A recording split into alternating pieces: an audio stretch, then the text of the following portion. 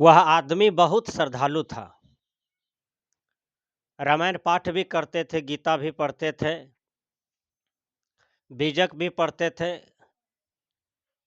जितने भी सद्ग्रंथ देश में है सबको वह अध्ययन करते थे। उसको दिमाग में आया आखिर पूजा तो करनी चाहिए, आखिर किसकी करनी चाहिए।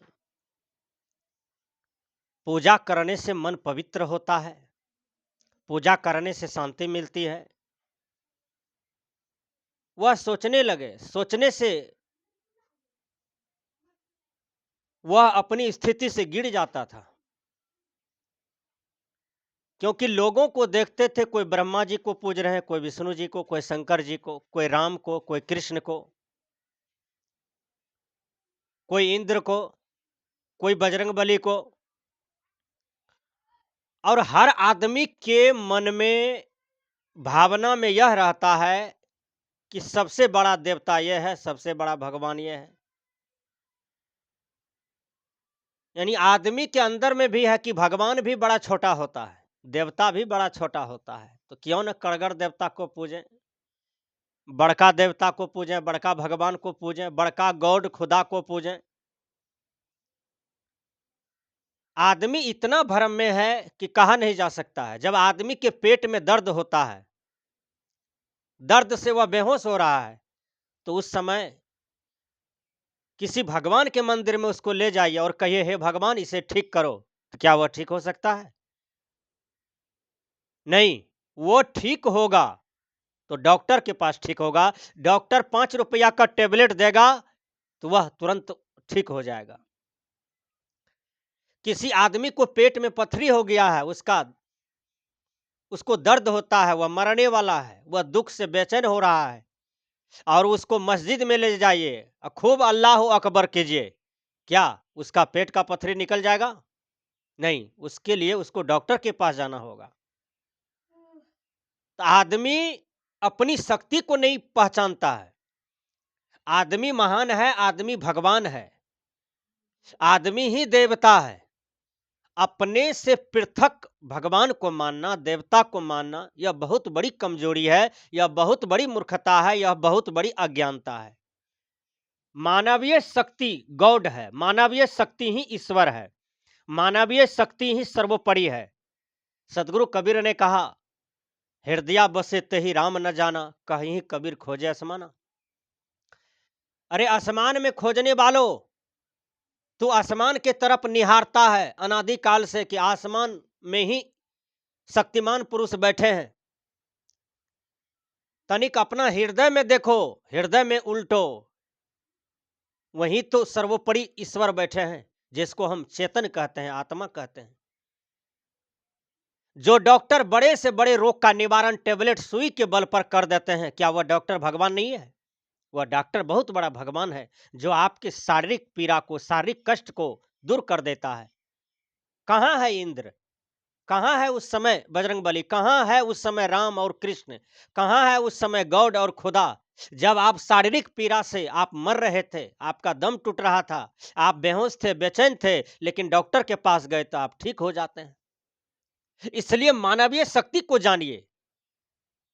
हमारे कहने का भाव ये नहीं है राम की भी पूजा हो क्योंकि राम का चरित्र अच्छा था, कृष्ण की भी पूजा हो, कृष्ण की चरित्र बढ़िया था, बजरंग बली का पूजा होनी चाहिए क्योंकि उसका चरित्र बढ़िया था। तो जो चरित्रवान देवी देवता हुए हैं उसकी पूजा होनी चाहिए। हमारे भारत के लोग इतने अंधे हैं, इंद्र आदि देवता को भी पूजा करते हैं। और इंद्र तो जानते हैं कि अहल्या के साथ, जो अहल्या गौतम ऋषि की पत्नी थी, गौतम ऋषि चले गए गंगा स्नान करने के लिए, और गौतम ऋषि का भेष बना करके, आकृति बना करके इंद्र जी चले गए अहल्या के साथ, और अहल्या के साथ भोग कर लिया, दुष्कर्म कर लिया। जब गौतम ऋषि आते हैं तो देखते हैं दोनों को एक जगह, गौतम ऋषि ने दोनों को श्राप दे दिया। इंद्र को हम लोग मानते हैं कि वह सर्वोपरि देवता है और उसकी पूजा करने लगते हैं। इंद्र तो पथभ्रष्ट था, इंद्र तो चरित्रहीन था। इसलिए शास्त्र पढ़िए, वेद पढ़िए, बड़े बढ़िया बढ़िया ग्रंथ को पढ़िए, उसमें सभी देवताओं के चरित्र का वर्णन है। इसलिए दुनिया में सबसे बड़ा देवता है माँ बाप और गुरु। जिस गुरु से ज्ञान मिला वह गुरु पूजनीय है, वह गुरु दंडवत के योग है, वह गुरु प्रणाम के योग है, वह गुरु नमन के योग है, वह गुरु वंदनीय है।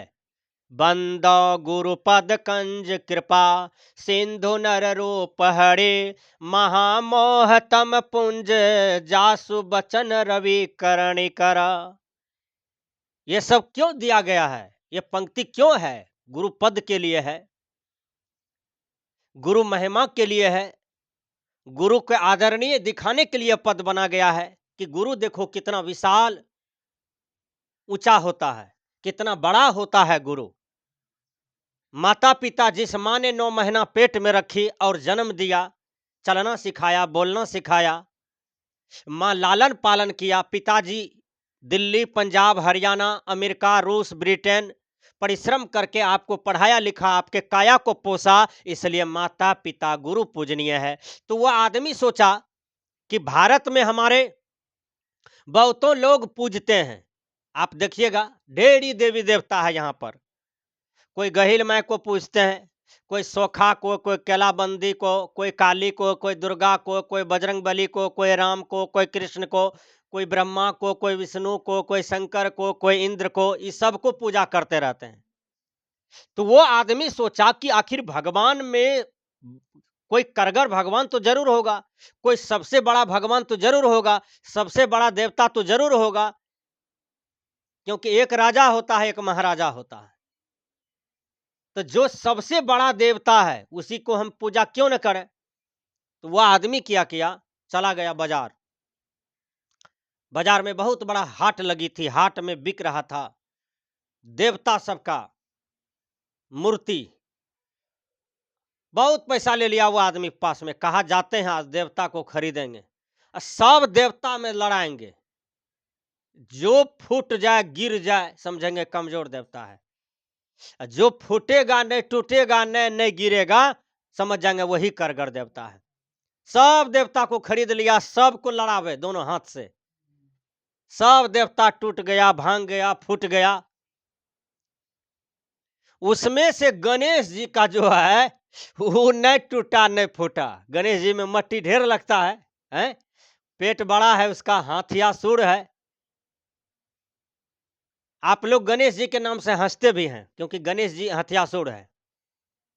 और गणेश जी एक अच्छा पुत्र था, वह माँ की आज्ञा का पालन करता था। कहा जाता है कि एक बार पार्वती जी स्नान कर रही थी, और उस समय जहां स्नान कर रही थी उस गेट के पास उस समय केवाड़ नहीं था। आजकल तो बहुत प्रकार के केवाड़ होते हैं, खिड़की होते हैं, बहुत प्रकार के होते हैं, बहुत प्रकार की व्यवस्था है। तो वो क्या किया, पार्वती कहती है बेटा तुम यहीं रहना, कोई अन्य पुरुष नहीं आवे अंदर, हम स्नान कर रहे हैं। संजोग से शंकरे भगवान आ गए, कहा हटो, जाना है अंदर। कहा नहीं, मेरी माँ का आदेश है, आपको नहीं जाने देंगे अंदर। अब बापे से लड़ गया, शंकर भगवान त्रिशूल छोड़ दिया, बेटा पर बस मुड़े कट गया। पार्वती दौड़ करके आई, देखी बेटा का हत्या है। तब पार्वती रोने लगी कि मेरा बेटा को जीवित कीजिए। तब वही हाथी का बच्चा को काट करके मुड़ा, तब उसको लगा दिया हथियासुर। तो कथा तो काल्पनिक है, ऐसा होता नहीं है। कोई मनुष्य का गर्दन कट जाए पूरा सौलिट, वो मर जाएगा, वो जिंदा थोड़ा रहेगा। तो गणेश भगवान आदमी थे, पार्वती आदमी थे, शंकर भगवान आदमी थे, जो शुरुआती काल का आदमी था। तो लेकिन गणेश भगवान के चरित्र से समीक्षा कीजिए कि मातृभक्त में कितना आगे थे। तो कहने का भाव है वो आदमी लड़ाया देवता में देवता को, तो गणेश जी का जो मूर्ति है उसमें से बच जाता है, उसका मिट्टी बच गया, सब देवता ढह गया, टूट गया, फट गया, गणेश जी का बचा। वो सोचा कि गणेश से भगवान कड़गड़ है, अब समझ गए सब भगवान नकली है। ले गया गणेश भगवान को, टोकरी में करके ले गया और एक कोना में स्थापित कर दिया। रात दिन गणेश भगवान को पूजा करे। तमैव माता च पिता तमैव बंधु स सखा तमैव, ओम जय जगदीश हरे। वही गणेश जी के मूर्ति के आगे में खड़ा होकर के रोज वंदन करते थे, रोज प्रणाम पूजा करते थे और गणेश जी के आगे में कटोरी रख देते थे दूध का, लावा का। लेकिन दूध लावा खाने में माहिर होता है चिचवा मुसवा, होता है ना। रोज आकर के चिचवा मुसवा वो खा ले। वो आदमी सोचा कि 15 दिन से हम पूजा करते हैं गणेश जी का, है ये आकर के खा लेता है चिचवा। इसका मतलब है गणेश जी को मोतियाबिंद हो गया है आंख में, इसको सूझता नहीं है। वो किया किया गणेश जी को फोड़ फाड़ दिया, पटक पटक पटक करके फोड़ दिया। उस चिचवे को पकड़ करके बांध दिया वहीं पर एक कोना में, उसी को पूजा करने लगा कि लगता है गणेश जी सवार हो गया है चीच में, चिचवे को हम पूजा करेंगे। 10-20 दिन चिचवा को पूजा किया, खूब खिलाया पिलाया, चिचवा तो एकदम मस्त हो गया था। एक दिन चिचवा को बिल्ली देख लिया, बिल्ली खदारा जोर से, बिल्ली खदारती है जोर से, तो चिचवा भाग गया। चिचवा भागा, वो आदमी देख लिया, कहा बक चिचवो करगर देवता नहीं है, ये भी नकली ठहरा है। वो बिल्ली को बांध दिया। बिल्ली को जब बांध दिया तो फिर बेचारा बिल्लीवे को पूजा करने लगा। 15-20 दिन खूब बिल्ली को खिलाया पिलाया, पूजा किया, अगरबत्ती दिखावे, शाम सुबह खूब खिलावे हैं। एक दिन बिल्ली को देख लिया कुत्ता, कुत्ता ऐसन भूखा, ऐसन खेदारा कुत्ता कि बिल्ली भाग खड़ी हो गई। वो आदमी सोचा कि लगता है अभी सबसे बड़ी शक्ति यही भैरव बाबा में है। भैरव बाबा को समझ करके, हैं, कुत्ता को लोग क्या कहते हैं, कुत्ता में भैरव बाबा होता है, हैं? लोग भारत के इतने मूढ़ हैं कि कहीं देवी देवता मान लेते हैं। भैरव बाबा यदि कुत्ता में है तो वो पैखाना क्यों खाता है चारों तरफ जा जा करके, बोलिए। जो सबसे गड़बड़ भोजन है बिष्टा पैखाना, उसको भैरव बाबा खाएगा, हैं? दिमाग चरने के लिए गया है। आदमी विवेक नहीं करता है। बोलिए, आप मनुष्य हैं, या आपको खीर पूरी सब्जी दाल घी मलिद्दा को हटा दें और कहेंगे फलाना आदमी का ये पैखाना है, खाओ, है खाइएगा। अब भैरव बाबा कैसे खाएगा, बोलिए। भैरव बाबा जो था वह चरित्रवान व्यक्ति था, वह देव पुरुष था, वह बढ़िया पुरुष था, उसका आचरण विचार समाज में अनुसरण करने योग्य है। और कुत्ता में भैरव बाबा लोग दिखा देते हैं, बताइए। इतने मूढ़ हैं भारत के लोग। जो देवी देवता है उसको देवी देवता नहीं कहता है, और जो नहीं देवी देवता है उसको देवी देवता कहता है। इसलिए सदगुरु कबीर ने कहा, हृदय बसे ते ही राम न जाना, कहीं कबीर खोजे आसमाना।